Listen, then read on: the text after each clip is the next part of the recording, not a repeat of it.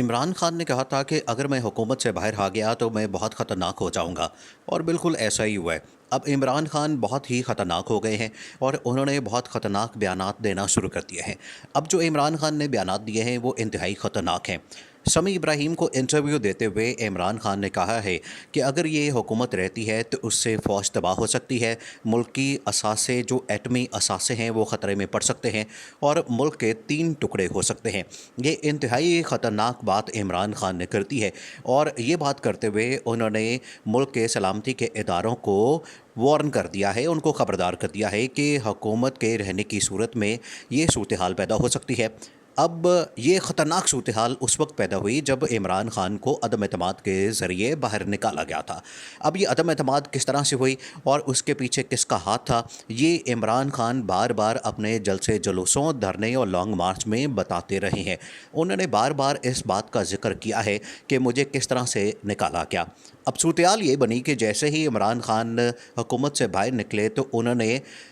खुलकर ये बात करना शुरू कर दी कि वो ना सिर्फ उनका नाम लेंगे जिन्होंने मुझे निकाला है, जो यहाँ पर सहूलतकार बने हैं, बल्कि उन्होंने तो मीर जाफ़र और मीर सादक का हवाला भी देना शुरू कर दिया था और उस पर भी उन्होंने खुलकर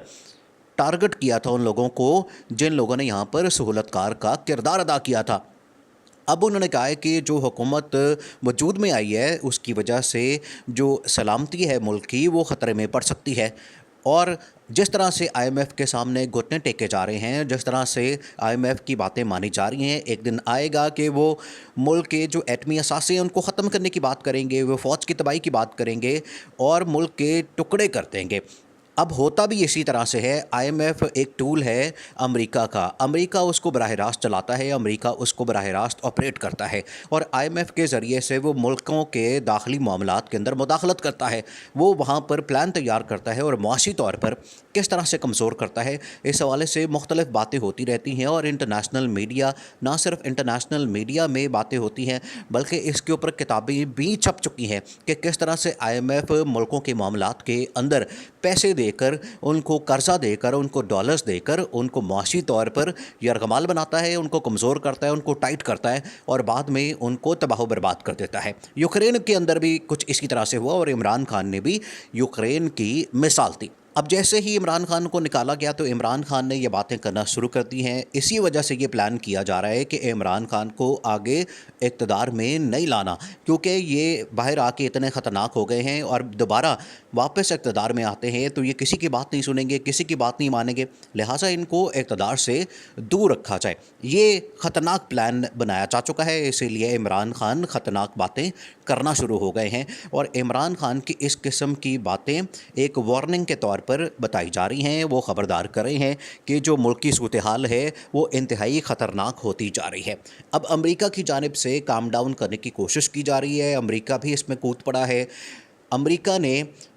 इसमें कहा है कि अगर इमरान खान को काम डाउन किया जाए, अमेरिका यहाँ पर एंटी अमेरिका जो नारा लगाते हैं उसको ख़त्म करने के लिए बराह रास्त इमरान खान से बात करना चाहता है, लेकिन इमरान खान किसी की भी बात सुनने को तैयार नहीं, क्योंकि वो खुलकर कह चुके हैं मैं अब ट्रैप में नहीं आऊँगा, मैं किसी के धोखे में नहीं आऊँगा। जितने मेरे साथ धोखे हो चुके हैं मैं अब कतन किसी की बात नहीं सुनूंगा। वो किसी की बात सुनने को तैयार नहीं है। हाँ, मैं तब बात सुनूंगा, मैं तब बात करूंगा, मैं तब मुज़ाकरात करूंगा, मैं हर किस्म की जो बात है वो किसी भी शख्स के साथ बैठकर टेबल के ऊपर बात करूंगा, लेकिन उससे पहले इलेक्शन की डेट अनाउंस करें, असम्बलियों को तोड़ें। इसी के ऊपर फड्डा चल रहा है, इसी के ऊपर मसला बना हुआ है और हुकूमत असम्बलियाँ तोड़ने के लिए तैयार नहीं और इलेक्शन की डेट देने को तैयार नहीं। इलेक्शन कमीशन भी टाल मटोल करता है, इलेक्शन कमीशन भी टालता है और आगे करता है, जिसकी वजह से ये मसाइल पैदा हो रहे हैं, जिसकी वजह से मुल्की हालात ख़तरनाक होते जा रहे हैं।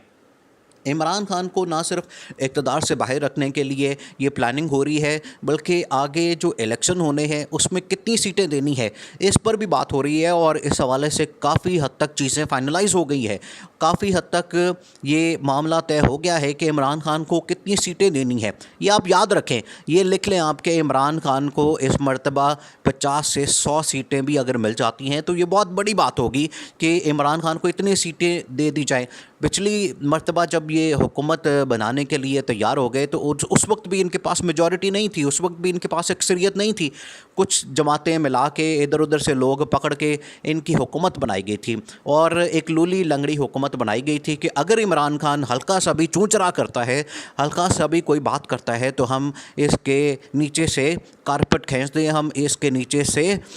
हुकूमत को खींच दी और इमरान खान गिर जाएगा। बिल्कुल वैसा ही हुआ कि हल्का सा इशारा दिया एक दो पार्टियों को, एमकेएम उसमें शामिल थी, बाप पार्टी उसमें शामिल थी, उनको हल्का सा इशारा हुआ, वो बाहर निकली और इमरान खान की हुकूमत गिर गई। इसी तरह से आगे ये प्लान किया जा रहा है कि एक तो इमरान खान को लाना नहीं, दूसरा अगर इमरान खान को सीटें देनी है तो कितनी देनी है, 50 देनी है या 100 देनी है,